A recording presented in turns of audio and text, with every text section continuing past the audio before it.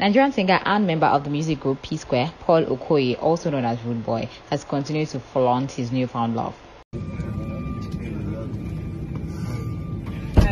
Save your voice.